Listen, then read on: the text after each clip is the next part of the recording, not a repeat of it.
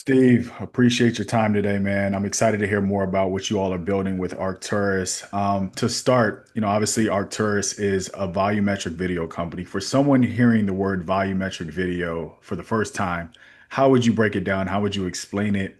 Even more so, what makes it fundamentally different from, let's say, traditional sports video? Sure, sure. Hey, thanks, Malcolm. Thanks for having us on. Appreciate the opportunity.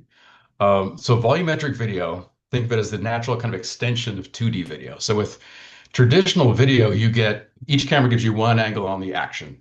And if you want more angles, you bring more cameras. And this has been a big trend in sports where you got the pylon cameras, the sky cameras, first down marker camera, et cetera, even the guy running on the field during the huddle in football. Everybody wants to get a better view. We take that to the limit. So we spread cameras around the action and get them working together. So we actually reconstruct the play in 3D like a hologram. And what that lets us do is that instead of flipping between these cameras you got, we can give you any view. And not just give you any view where those cameras are, we can go onto the field into the action where no camera would be allowed. Excuse me. So we can give you kind of what's it like to receive a 100-mile-an-hour, serve, or be the camera, be a catcher getting a fastball, or the boxer going for a knockout blow, and stuff that you could never do with a physical camera. Yeah, you come from a pretty impressive background working with Microsoft and Lucasfilm, so pretty high level experience in this area. When did Arcturus first come on your radar, and what was kind of your thinking process with joining the company and want to kind of spearhead where the long-term vision for it? So I was actually, I left ILM and Lucasfilm, was head of R&D there for a long time, doing some really fun stuff kind of in this area, and went to Microsoft to help incubate a startup project they were doing around this kind of technology for volumetric video. Did that for about 10 years.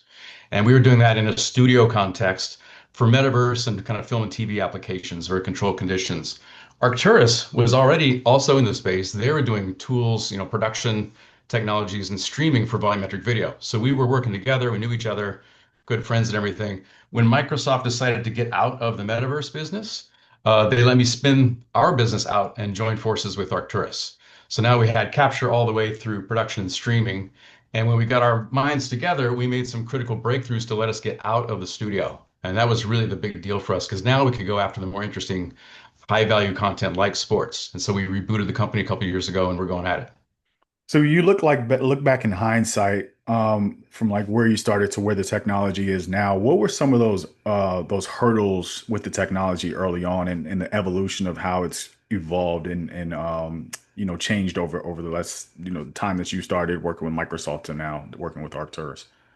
Yeah, it was really, we were in the studio for a long time because we needed those controlled conditions. The technology just wasn't that robust. So once we were able to get out of the studio, that opened up everything. And then you start hitting all kinds of interesting problems like, hey, at UFC, I've got a mesh fence I got to deal with and look through. I've got the octagon itself shaking as the fighters are going at it. Walked into Power Slap and there were fog machines going on. The bass was so loud, it was shaking the cameras, and the fans and athletes and coaches were kicking the cameras around.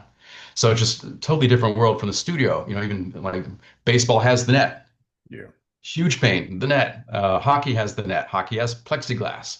So each sport, even though the solution's the same, each one's a little bit different, and that's really pushed our R&D over the past couple of years to kind of break through those and give you that experience of I don't care about the net, I don't care about the fog or whatever. I can just watch the action, get onto the field. And then, to that point, like looking at the sports industry, obviously there's a lot of nuances, teams and leagues to get a lot of pitches about innovation and new technology. So how was Arcturus able to kind of break through that noise and establish a presence within the sports industry? Yeah, I mean, fortunately, we have a very visual product, and people get it immediately. They're primed with this idea of what a hologram is, what, the holodeck, that sort of thing. So they want it conceptually. And then when we show them working in their sport, we get immediate reaction every time. Like, my fans would love this, my coaches would love this. We've been wanting this kind of thing for a long time. They already know about it. And now we kind of brought the quality, brought the robustness to make it real. It's like, okay, how do I get this? Let's start working together. hmm When you look at it from the like a fan engagement perspective, what do you feel like volumetric video unlocks that, let's say, current broadcast doesn't? I mean, on the surface level, it's giving that freedom of viewpoint. I'm not stuck with the two or three or four viewpoints. I'm not limited to what a producer has to be making decisions in the moment. I can decide in the moment to put the camera anywhere, and I can decide after the fact, I'm going to go back and look at this play from a totally different angle, whether it's for the fan enjoying the sport or the athlete or a coach wanting to know what went on or an analyst breaking things down. But at a deeper level, we think it really connects people more with the athletes and a bigger appreciation for what they do. It kind of really enhances the storytelling and understanding and feeling like you're part of the game when you can get in there and experience things through their eyes. So you feel like personalization from a fan perspective is going to be instrumental and very valuable going forward in terms of like sports. I think so. I mean, some people think that fans are going to want to interact with it. I don't necessarily share that view. I think sports is generally a lean back experience with punctuated moments where you really care about something and maybe want to check out more. I think where this really gets interesting is that layer between the current broadcasters where you kind of have one perspective on what's happening and the fan, which has no agency now, we can give this content to creators, influencers, all kinds of other voices, and they can create new broadcasts, new coverage for their audience and for the perspective that they care about. So, a coach is going to have Coach's Corner. They're going to tell you why this athlete's so great or what's the best technique here, while somebody else cares specifically about these certain fighter and they're fans of Otani. They want to focus on Otani and everything he does. So that diversity of coverage really reaches many more fans and gives them a much deeper connection to the game. 100%. And obviously, you guys raised a new round of capital last month. What was those conversations like with investors? Like, what were they really excited about when they were, you were pitching the story, the long-term vision of Arcturus and what you guys were trying to build?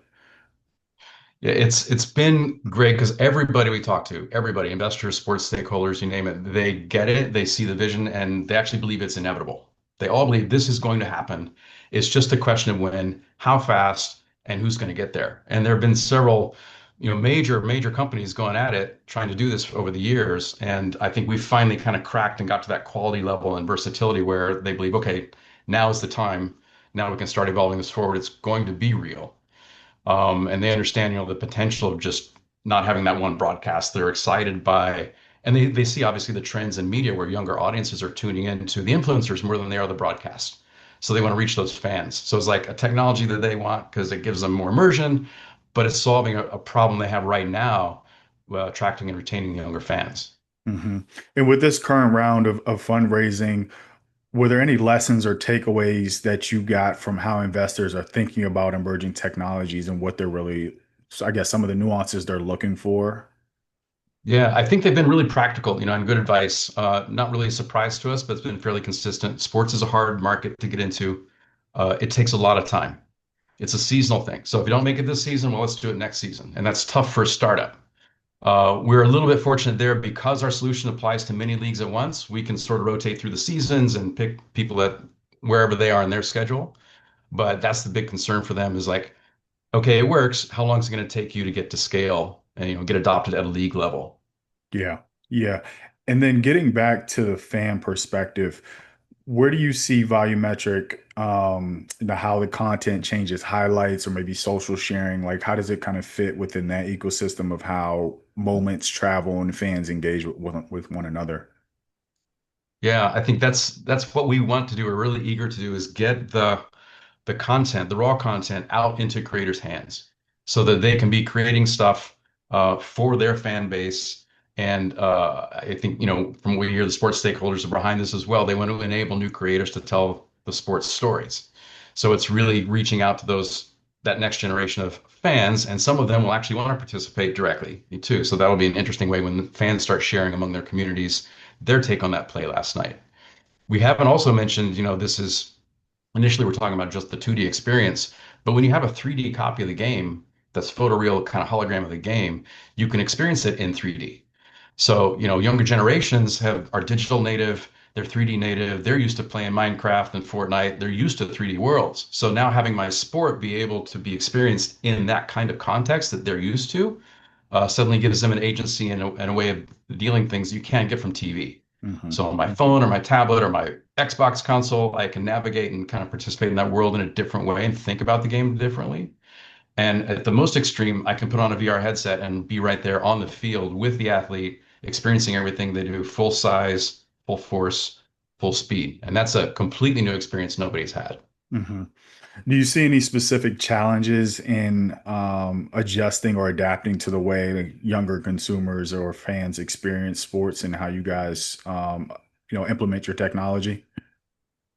Yeah, for us, capture is going to be the gating thing. We got to get our cameras, our sensors out there and start capturing data so that we can make this content to then work with the content. So that's our first thing, the penetration of the ability to create the content.